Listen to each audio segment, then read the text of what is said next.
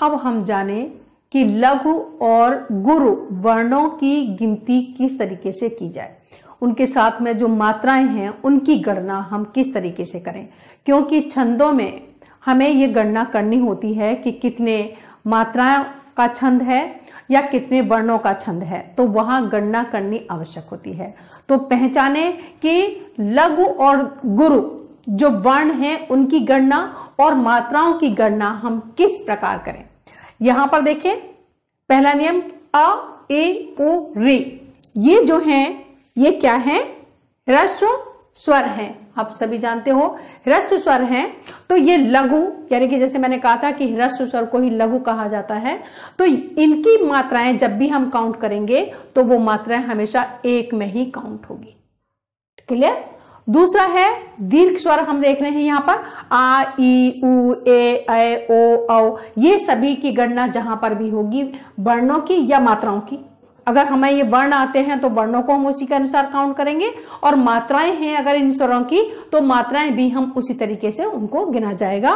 तो ये सभी गुरु में आएंगी, यानी कि इनकी जब भी गिनती करेंगे तो हम 2 में करेंगे। और फिर संयुक्ताक्षर, जैसे कि दो, जैसे हमने मान लीजिए पंक्ति लिखा या हमने व्यय लिखा, तो जो शब्द हैं उनकी गणना करते समय हम कैसे काउंट करें। यहां पे मैंने लिया है व्यय शब्द का अगर हम यहां पर काउंट करेंगे तो यहां पर कायदे से हम देखें कि यहां पे आधा वह है और यह है, तो इनकी गणना 2 होनी चाहिए, लेकिन ऐसा नहीं होता। जब भी कोई संयुक्ताक्षर होते हैं और उनके साथ अगर कोई जो वर्ण लगा हुआ उसकी गिनती न करके हम उसकी गिनती सिर्फ 1 में ही करेंगे। संयुक्ताक्षर की गिनती जो है वो हम 1 में ही करेंगे, उसका जो आधा वर्ण है उसकी गिनती नहीं की जाएगी। एक और नियम है भक्त, यहां पर भी हम देखें कि यहां पर भी ये संयुक्ताक्षर है, यहां पर भी भक्त, यहां पर जब करेंगे तो जैसे कि मैंने इसमें कहा, तो ये जो अगर इसकी गिनती हम कर रहे हैं तो यहां पर इसकी गिनती तो 1 में होगी, लेकिन उसके पहले जो वर्ण है उसकी गिनती 2 में होगी। तो यहां पर अगर हम देखें तो प्रथम जो है वो गुरु माना जाएगा, यानी भा की गणना हम करेंगे 2 में, और ये जो शेष बचा है उसकी गणना हम करेंगे 1 में। तो ये अगर दोनों को अगर हम टोटल करेंगे तो ये कितने होंगे, 3। समझ आया। क्योंकि जहां पे जो संयुक्ताक्षर है उसकी गणना 1 में ही होगी, लेकिन संयुक्ताक्षर से पहले जो वर्ण पूर्ण है उसकी काउंटिंग 2 में होगी, गुरु में होगी। गुरु का मतलब है कि उसको हम 2 में काउंट करेंगे। तो ये इस तरीके से 3 होंगे। वैसे भी हम देखें तो 1 और 2 ऐसे करके देखेंगे तो भी 3 होंगे, लेकिन हमने इस तरीके से नहीं करना है, हमने नियमानुसार करना है। नियम क्या है कि जो संयुक्ताक्षर है, संयुक्त अक्षर जिसमें मिला हुआ है उसकी गणना 1 में होगी, लेकिन उससे पहले जो भी पूर्ण वर्ण है उसकी गणना गुरु में होगी। यानी कि जब हम मात्राएं काउंट करेंगे या वर्ण काउंट करेंगे तो उसकी गणना 2 में की जाएगी, क्योंकि गुरु की मात्राएं 2 होती हैं। अब अनुस्वार और विसर्ग से पहले लघु वर्ण है तो उसे गुरु माना जाएगा। जैसे अगर हमने अनुस्वार और जो विसर्ग हैं तो उनकी गणना, जैसे मैंने यहां पर एक एग्जांपल ली, वसंत, ये शब्द मैंने लिखा यहां पर वसंत। अब यहां पर देखें कि अनुस्वार और विसर्ग से पहले लघु वर्ण है, ये सभी लघु वर्ण हैं। देख रहे हैं आप, लघु है, इनमें कोई मात्राएं भी नहीं लगी हुई हैं, तो इनकी गणना क्या होगी कि लघु वर्ण है तो उसे गुरु माना जाएगा। यानी कि इस पर अनुस्वार लगा है, अनुस्वार लगे होने की वजह से जो स की गणना है वो किस में होगी, 2 में होगी। तो व का 1 होगा, स जिस पर अनुस्वार लगा हुआ है उसकी गणना 2 में होगी, और फिर त 1 लघु में गणना होगी। तो इस तरीके से 1, 2 और 1 यानी कि 4 की गणना होगी।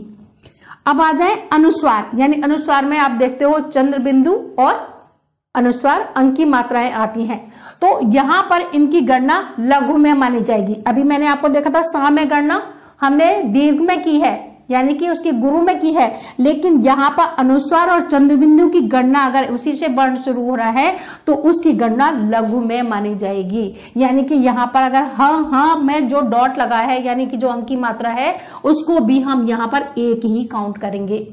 नेक्स्ट देखें उदाहरण कि हलंत से पहले लघु, हलंत से पहले जो भी पहले वर्ण आएगा उसको गुरु माना जाएगा, यानी कि उसको बड़ा माना जाएगा। जैसे मैंने एक शब्द लिखा श्री मन, श्रीमन। अब यहां पर न में हलंत लगा है, तो जो न की गणना करेंगे तो उसकी गणना किसी में भी नहीं की जाएगी, यानी उसकी कोई मात्रा काउंट नहीं की जाएगी। लेकिन जो म है उसको हम दीर्घ मानेंगे, यानी कि गुरु मानेंगे। तो यहां पर 2 और 2 ये डबल, इसकी ये भी गुरु है, ये भी गुरु है, तो दोनों को इस तरीके से 4 काउंट किए जाएंगे। लेकिन न जो है उसकी कोई भी मात्रा काउंट नहीं की जाएगी। तो हमें जब भी हमें छंद के अंतर्गत इस तरीके से काउंटिंग करनी है, नंबर देखने हैं, तो हमें क्या करना होगा कि जो लघु स्वर हैं उनको हमें 1 काउंट करना है, जो दीर्घ स्वर हैं तो उनको हम 2 में काउंट करेंगे, गुरु में करेंगे। संयुक्ताक्षर जहां से शुरू हो रहा है तो वो 1 में काउंट होगा, और अगर उससे पहले जो भी वर्ण है तो उसको हम गुरु में काउंट करेंगे, यानी कि 2 मात्राएं होंगी। अनुस्वार और विसर्ग वाले जो भी हैं उनको हम लघु में ही काउंट करेंगे। जो लघु हैं उन्हें गुरु माना जाएगा, उनको 2 मात्राएं काउंट की जाएंगी। जैसे मैंने यहाँ पर वसंत में आपको बताया कि सा में अनुस्वार लगा होने की वजह से ये यहाँ पर 2 काउंट होगा। लेकिन वही जब हंस में है, लघु है, लेकिन वहां पर 1 ही काउंट होगा, क्योंकि वो शब्द के बीच में आया है और यहाँ पर शुरुआत उसी से हो रही है। ये कुछ पॉइंट्स हमें थोड़ा सा ध्यान देकर पढ़ने होंगे। और लास्ट वाला आप देख रहे हैं कि हलंत से पहले जो भी वर्ण है उसको हम, जो हलंत लगाए उसको हम काउंट नहीं करेंगे, लेकिन उससे पहले अगर लघु वर्ण भी है तो भी हम उसे दीर्घ में काउंट करेंगे। तो ये कुछ नियम आपको किस तरीके से काउंट करना है, इसके लिए हमें ये नियम याद करने होंगे और उन्हें समझना होगा। याद करना अलग बात है, समझना अलग बात है। याद तो करना ही है, लेकिन उसको समझ कर याद करना है कि कहां पर हमें लघु मात्रा लगानी है और कहां पर हमें गुरु मात्रा लगानी है, कहां पर गुरु की हमें गणना करनी है। तो इस तरीके से आप देखेंगे वर्णों की गणना है, साथ में मात्राओं की भी, कि मात्राओं और वर्णों की आप सभी जानते हो कि वर्णों की यानी कि जो स्वर होते हैं उन्हीं की ही मात्राएं होती हैं और उनकी गणना भी उन्हीं के आधार पर की जाती है। यदि लघु हैं तो 1 और गुरु हैं तो 2। इस तरीके से हमें इनकी गणना करनी होगी और इनको हम याद रखें।